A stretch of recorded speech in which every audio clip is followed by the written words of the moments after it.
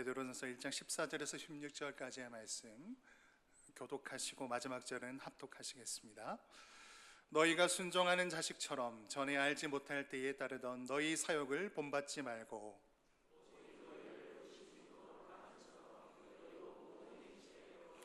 함께 읽겠습니다. 기록되었으되 내가 거룩하니 너희도 거룩할지어다 하셨느니라. 아멘. 하나님이 어떤 분이며 하나님이 우리에게 대하여 어떤 소원을 가지고 계신가, 하나님이 우리에 대하여 어떤 생각을 갖고 우리를 이렇게 이끌어가고 계신가, 하나님에 대하여 오늘 이 시간에는 살펴보고 함께 말씀을 나누고 다음 주일에는 그 하나님의 소원을 어떻게 이루어 드릴 것인가, 그 문제를 말씀 통해서 보도록 하겠습니다. 우리를 향한 하나님의 두 가지 소원이 있습니다. 첫째는 오늘 제목대로 내가 거룩하니 너희도 거룩하라는 겁니다. 우리가 거룩한 사람이 되는 것입니다. 이게 하나님의 소원입니다. 첫 번째 소원입니다. 여러분들이 자녀가 아플 때 어떤 생각이 듭니까? 차라리 내가 대신 아플 수 있으면 내가 대신 아팠으면 좋겠다, 이런 생각하지 않습니까? 아이가 아프지 않고 내가 아팠으면 좋겠다. 그만큼 자녀는 우리가 사랑한다는 뜻입니다. 사랑의 대상입니다. 그 마음을 통해서 하나님을 설명하고 있습니다. 보이는 것을 통해서 하나님은 보이지 않는 하나님 당신을 설명해 주고 있습니다. 하나님이 하나밖에 없는 아들을 희생시켜서 내가 복된 신분을 갖게 하고 싶다, 거룩한 백성이 되게 하고 싶다. 그 소원이 십자가를 통해서 나타난 겁니다. 그래서 성경은 이렇게 표현하고 있습니다. 히브리서 10장 9절과 10절을 같이 읽겠습니다. 그 후에 말씀하시기를 보시옵소서, 내가 하나님의 뜻을 행하러 왔나이다 하셨으니 그 첫째 것을 폐하심은 둘째 것을 세우려 하심이라. 이 뜻을 따라 예수 그리스도의 몸을 단번에 들이심으로 말미암아 우리가 거룩함을 얻었노라. 예수 그리스도의 십자가 희생으로 말미암아 우리의 신분이 더러운 죄의 종에서 완전히 거룩한 하나님의 백성으로 신분의 변화가 일어나게 됐다는 겁니다. 첫째 것을 폐하심은 예수 그리스도의 십자가 희생을 계속 설명해 주는 예표로서 진행된 구약의 예배, 짐승을 잡아서 제물로 드리는, 피 흘리는 제사를 통해서 제물을 드리는 그 예배를 폐하고 중지시키고, 이제는 그것은 모형이고 예표이고 모델이었기 때문에 이제 그와 그 실체 예수 그리스도를 보내서 십자가의 희생 제물이 됨으로 단번에 한 번으로 끝내고 이제는 예표적인 일은 할 필요가 없다. 그래서 우리가 구약의 제사를 드리지 않고 신약의 예배를 드리는 것입니다. 예수 그리스도의 십자가는 하나님의 사랑이고 나의 신분을 변화시키는 능력이다 하는 사실을 믿는 믿음으로 받아들일 때 우리의 신분이 거룩한 백성으로 바뀌게 되는 것입니다. 그걸 히브리서가 이야기합니다. 그래서 이제는 예수 그리스도의 이름으로, 예수 그리스도의 십자가의 능력으로 하나님 앞에 우리가 바로 나가는 것입니다. 그래서 성경은 오직 너희는 택한 족속이요 왕 같은 제사장이요 거룩한 백성이요, 그리고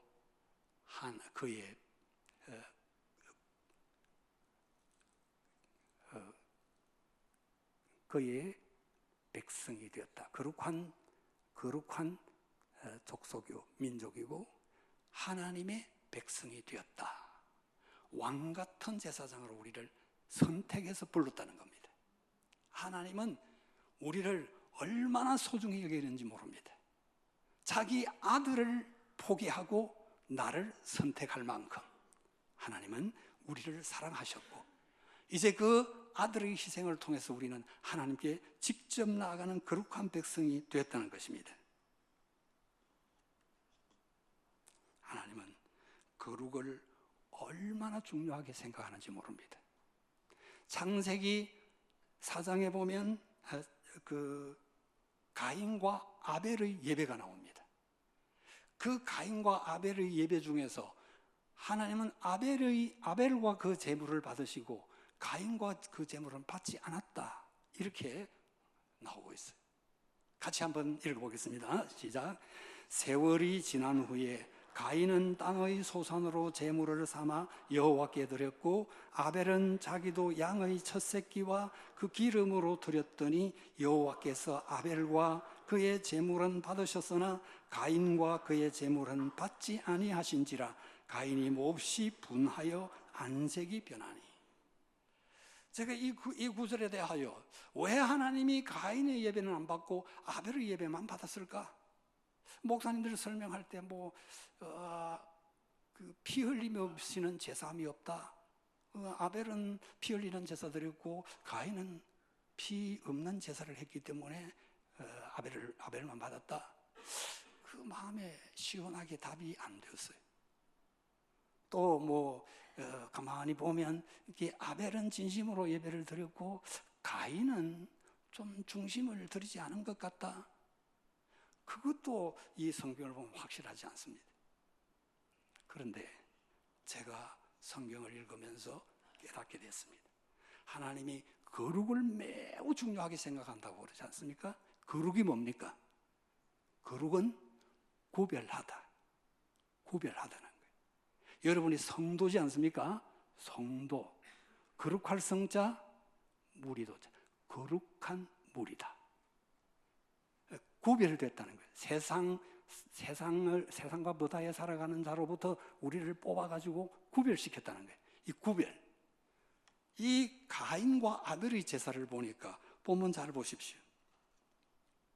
가인은 땅의 소산으로 제물을 삼아 드렸어요. 그러니까 가인이 농사하는 사람이고 2절에 보면 가인은 농사했고 아벨은 양을 길렀다, 이렇게 되어 있는데 그 농사했으니까 농산물 가지고 예배드리는 거 맞지 않습니까? 또 소재는 곡식으로 예배하는 거 아닙니까? 곡식 드렸다고 피가 없다고 안 받았다, 그게 아니에요. 가만히 이 본문을 딱 보면 땅의 소산입니다. 그러니까 가인이 수확한 게 많이 있지 않습니까? 그냥 그 많이 있는 수확한 중에서 그냥 이렇게 뽑아가 그냥 예배 드렸다는 거예요. 이건 구별한 곡식이 아니었습니다. 그런데 아벨은 어떻게 드렸습니까? 첫 새끼와 그 기름으로. 첫 새끼는 딱 구별된 거. 첫 새끼는 몇 마리 있습니까? 하나밖에 없습니다. 딱 하나 있는 것. 구별해서 구별된 양을 제물로 바친 겁니다. 거룩한 제물을 드린 것과 거룩이 빠져있는 제물을 드리는 것, 이게 하나님이 받으시고 안 받으신 거에 갈림길이 된 것입니다. 하나님은 거룩을 이렇게 귀중하게 생각하십니다. 그래서 내가 거룩하니 너희도 거룩하라고 당부하는 겁니다. 우리가 거룩해지는 것이 하나님의 소원입니다.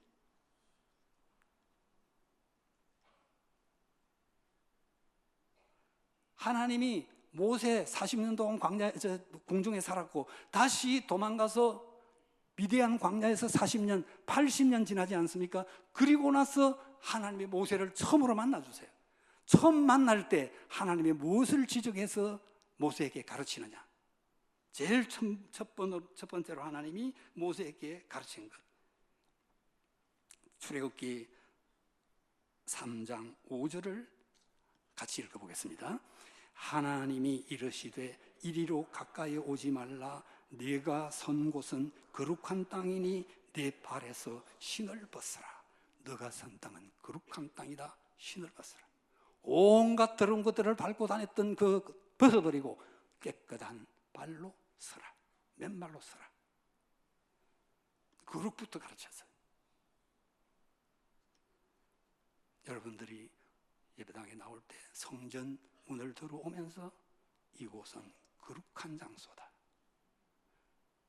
마음을 다지고 마음을 가다듬고 거룩한 그런 자세를 가지고 이전에 와서 거룩한 마음으로 예배를 드려야 돼요. 그래야 하나님이 받으시는 것입니다. 그리고 모세가 광야 40년 동안 고생 많이 하지 않았습니까? 얼마나 수고 많이 했는지 모릅니다. 그런데 모세 가나안 땅 들어갔습니까? 못 들어갔습니까? 못 들어갔잖아요. 왜? 보겠습니다. 민수기 20장 8절 같이 읽습니다. 지팡이를 가지고 내 형 아론과 함께 회중을 모으고 그들의 목전에서 너희는 반석에게 명령하여 물을 내라 하라. 내가 그 반석이 물을 내게 하여 회중과 그들의 짐승에게 마시게 할지니라. 뭐 하라고 명령했죠? 간단하지 않습니까? 쉽게 하라고 그랬어요. 물을 내라. 간단해요. 하나님은 우리에게 어렵게 하라고 하지 않습니다. 하나님이 하라는 것은 어려운 게 아니에요. 그런데 모세가 어떻게 합니까? 잘 한번 같이 보도록 하겠습니다.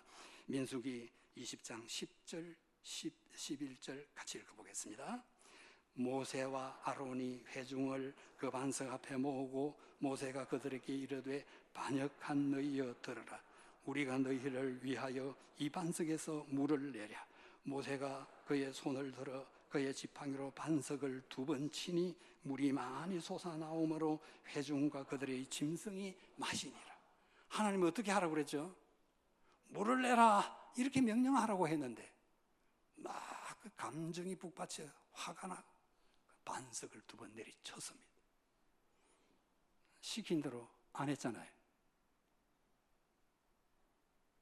그래서 하나님이 뭐라고 하십니까? 20장 12절 같이 읽겠습니다.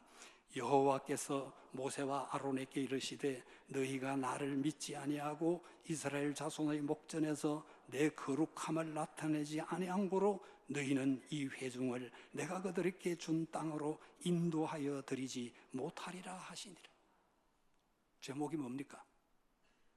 하나님의 거룩을 나타내지 않았다. 왜? 불순종했기 때문에 하나님의 거룩이 나타나지 않았다는 겁니다. 모세가 40년 동안 수고 많이 했어요. 하나님 인정합니다. 그러나 그 수고로 천국 가는 게 아니라는 거예요. 믿음을 통하여 하나님의 거룩을 나타내야 된다는 겁니다. 분명히 본문이 말하지 않습니까? 여기 성경에 말하지 않습니까? 너희가 나를 믿지 아니하고. 불순종은 바로 믿음 없음으로 판정이 되는 겁니다. 믿음은 순종이다.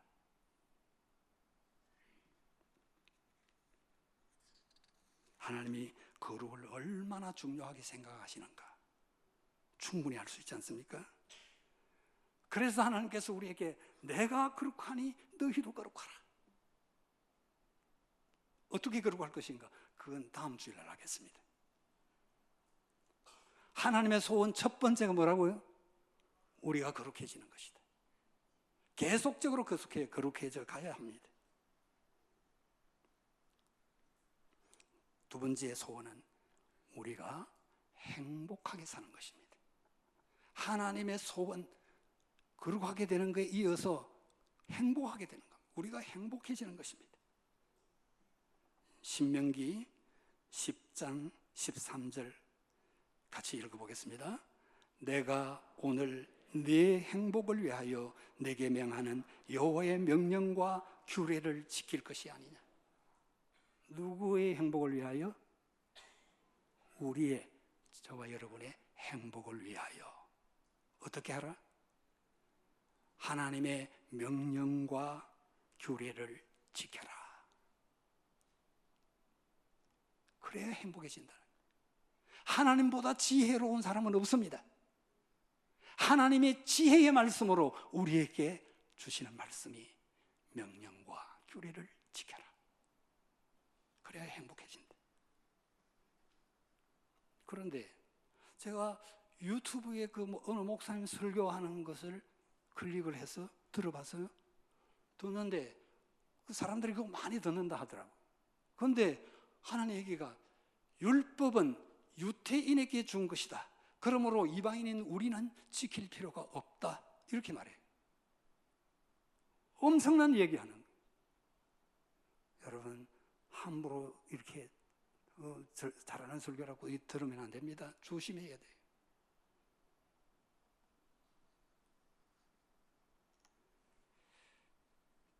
자유를 주셨으니까, 예수님을 통해서 우리에게 자유를 주셨으니까 매일 필요 없다, 우리는 자유롭다. 근데 자유는 무슨 자유를 말하는 겁니까? 예수님이 하시는 말씀 자유, 로마서 6장 17절과 18절 같이 읽겠습니다.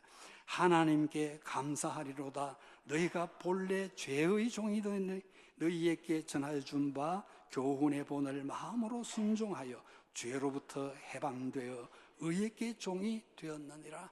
뭐로부터 해방되었다고요?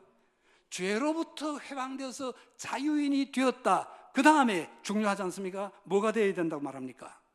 의에게 종이 되어야 된다. 그러면 의에게 종이 되어야 된다, 이 말은 또 무슨 말일까요? 성경에 또 다 기록해 놨습니다. 로마서 6장 22절 같이 읽겠습니다. 그러나 이제는 너희가 죄로부터 해방되고 하나님께 종이 되어 거룩함에 이르는 열매를 맺었으니 그 마지막은 영생이라. 죄로부터 해방되고 그 다음에 어떻게 됐습니까?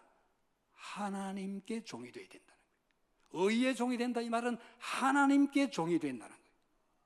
그래서 하나님께 종이 되어 명령과 규례를 지켜가면 거룩의 열매를 맺어가서 거룩을 완성해가는 과정으로 가고, 그 마지막 완성 때가 바로 영생에 들어가는 데다.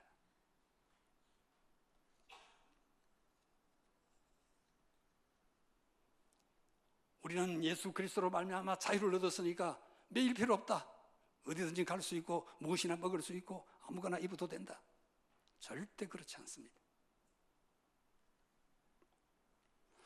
우리가 할 일을 다 하고 나면 하나님은 우리가 할 수 없는 놀라운 일들을 행하십니다. 안 되는 것을 되게 하시고, 고칠 수 없는 것 고치게 하시고, 없는 것도 있게 하시는 하나님이십니다. 우리의 할 일을 차근차근 해가면 하나님이 우리가 할 수 없는 놀라운 일들을 우리에게 보여주십니다.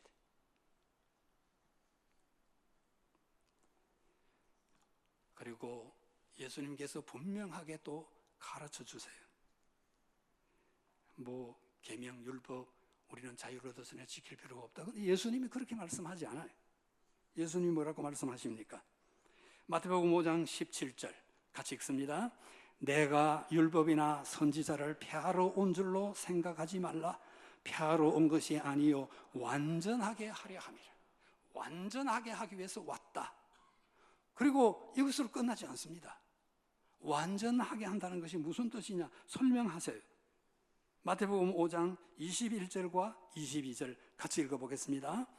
옛사람에게 말한 바 살인하지 말라. 누구든지 살인하면 심판을 받게 되리라 하였다는 것을 너희가 들었으나 나는 너희에게 이르노니 형제에게 노하는 자마다 심판을 받게 되고 형제를 대하여 라가라 하는 자는 공회에 잡혀가게 되고 미련한 놈이라 하는 자는 지옥불에 들어가게 되리라. 구약 성경의 율법의 마지막을 보면 뭡니까? 이에는 이, 눈에는 눈, 생명에는 생명으로 갚아야 됩니다. 그럼 여기에 살인하지 말라, 살인하면 심판받게 되리라, 이 말은 살인했으면 자기 생명 끝난다는 거 아닙니까? 그런데 꼭 사람을 죽여야만 살인이 아니라고 예수님이 말씀하는 거예요. 어떤 것이 그와 동등하냐? 형제에게 노하는 자마다 심판받는다, 이 말이 똑같은 얘기. 살인하면 심판받는다, 형제에 노하는 자마다 심판받는다, 똑같은 거예요. 형제를 다하여 라가라, 형제를 대해서 욕하는 자, 그도 공회에 잡혀간다, 심판받는다는 뜻이에요. 그리고 형제를 향하여 미련한 놈이다, 이렇게 하는 자도 지옥불에 들어간다, 심판받는다는 거예요. 이것이 구약의 계명은 사람을 죽인 자에게 생명을 내놓도록 요구한다. 거기서부터 사람 안 죽여서도 형제에게 노하거나 형제를 대하여 욕하거나 형제를 미련한 놈이다 이렇게 하는 자도 동일하게 살인죄에 해당된다. 심판받는다. 예수님의 설명입니다.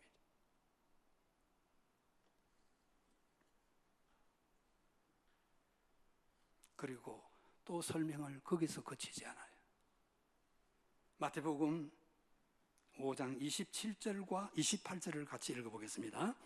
또 간음하지 말라 하였다는 것을 너희가 들었으나 나는 너희에게 이르노니 음욕을 품고 여자를 보는 자마다 마음에 이미 간음하였느니라.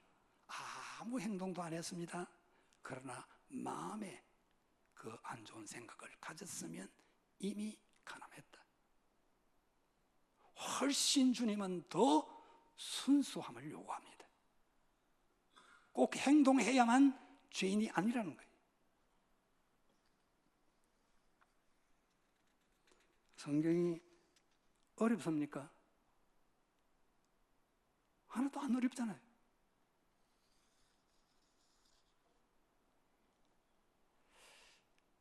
그래서 여러분이 성경 앞으로 가야 해요. 그래서 듣는 것에서 그치면 안 됩니다. 하나님이 욥에게 고난을 주었습니다. 그 고난을 통해서 욥이 믿음이 성장하지 않습니까? 어디까지 성장합니까? 귀로 듣기만 하던 하나님 눈으로 배웠나이다. 고난 통해서 거기까지 간 거예요. 믿음이 하나님을 뵙는 수준에 올라가니까 자기 문제 붙들고 씨름하지 않습니다. 친구들을 위하여 기도했다고 성경이 기록합니다. 기도했더니 그 기도가 친구들에게 이루어지기 전에 먼저 자기에게 이루어졌어요. 모든 고난이 떠나가 버렸어요. 내 문제 들고 씨름하면 문제 해결 안 됩니다. 그냥 그 내려놓고 어렵고 힘든 자들을 위해서 기도해 주십시오. 그러면 하나님은 내 문제부터 해결하십니다.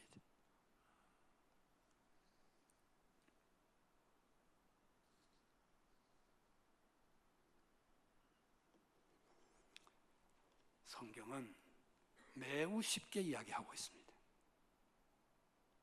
제가 신학교 갔을 때 너무 신학교를 공부하면서 회의가 많이 들었습니다.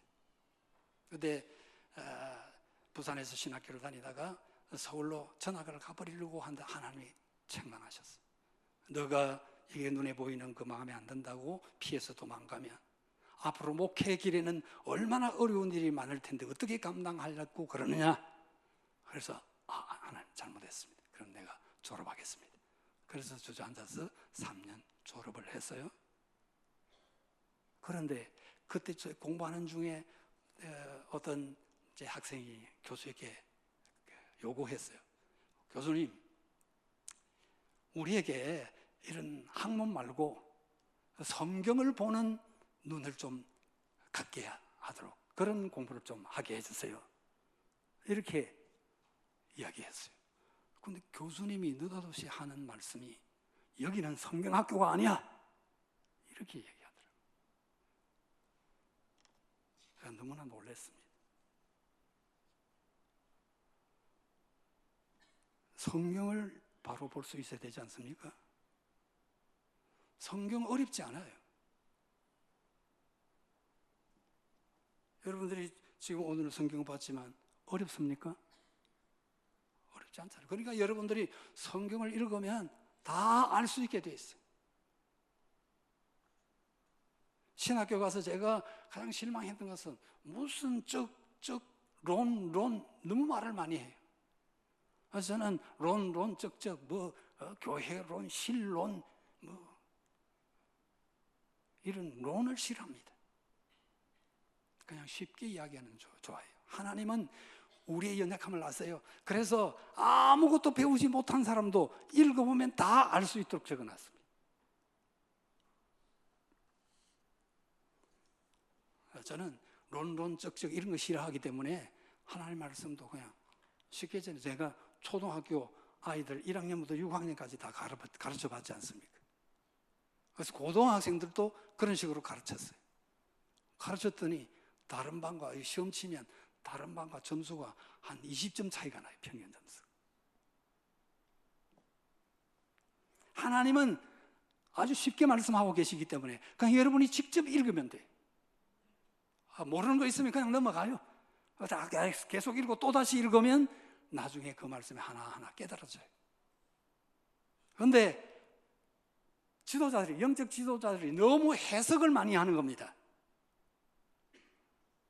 그래서 계속 해석이, 같은 말씀을 두고 해석이 달라가지고 막 달라져서 교파가 수백 개가 된 거예요. 대한예수교 장로회라고 붙인 것만 해도 260개가 넘어요. 그러면서 모이면 남북 통일을 위해서 기도합시다. 하나님 남북 통일되게 해주십시오. 그래서 저는 그 기도 제목을 매우 싫어합니다. 저는 그런 생각이 들어요. 그 기도하면 너희부터 하나 되라.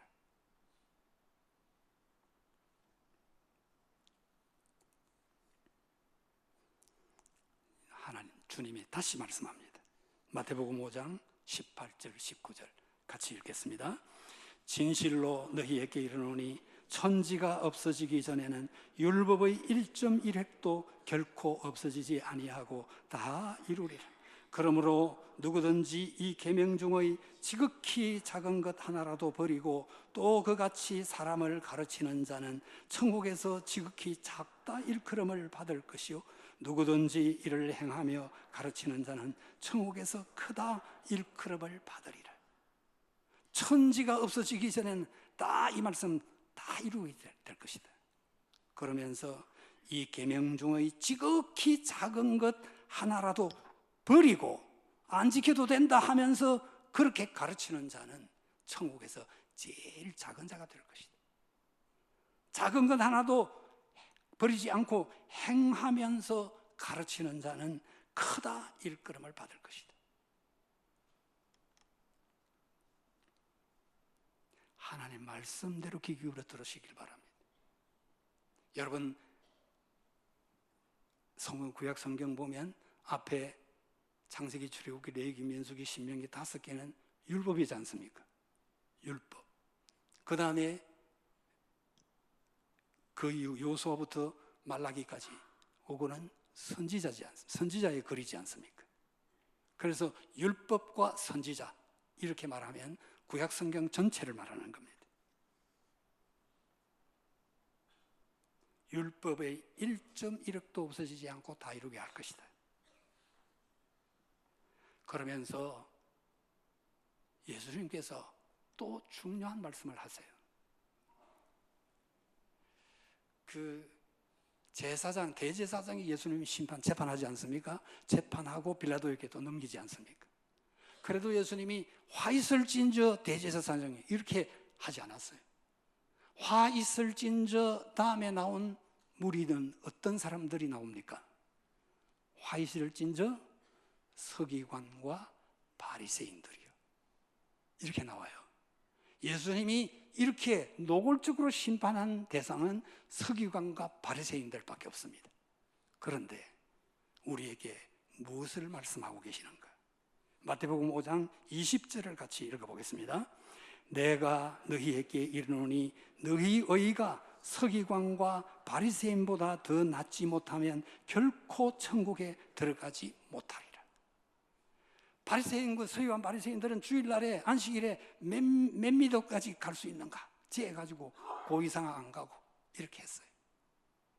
그러다 보니까 이 신벗는 자리를 조금 모자라면 신벗는 자리를 옮겨놓고 거기서부터 거리를 재가지고 요 이상 가면 안 된다. 이렇게 철저히 율법을 지키는 운동을 벌이는 사람들이 서기관과 바리새인들입니다.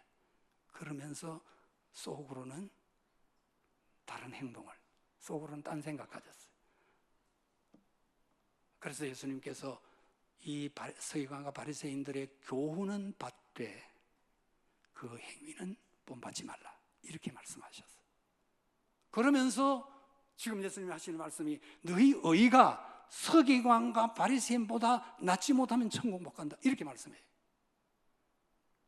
그러니까 우리가 철저히 하나님의 율법을 기억하고 그 말씀을 행동으로 옮겨야 된다. 바리새인보다 나은 것이 바로 행동하는 것입니다.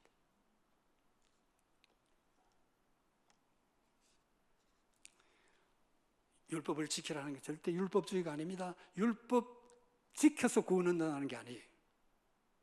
하나님을 사랑하기 때문에, 하나님께서 나를 사랑해 주셨고 내게 놀라운 은혜를 주셨기 때문에 나는 하나님의 마음에 들고 싶다, 하나님께 효도하고 싶다, 하나님을 기쁘시게 해드리고 싶다. 그래서 하는 거예요. 제가 베트남 아이들 지금도 20명을 우리 새벽기도 마치면 6시 30분부터 영도에서 예배드리고 성경 가르칩니다. 그런데 이 애들이 누가 시키지도 않았어요. 근데 6시 한 25분 정도 되면 다 왔어 있어. 그 내가 그때 좀 딱 들어가면 다 와 있습니다. 근데 다 일어나요. 다 일어나가지고 다 돌아서서 나한테 다 저를 인사를 해요. 그리고 내가 가서 앉으면 다 앉습니다. 그리고 내가 이제 차에서 내려가지고 이 성경책하고 교재하고 들고 이렇게 이 책이 또 크니까 이렇게 들고 가면 이 아이가 하나 나와가지고 꼭 이거 받아가지고 제가 들고 가겠다.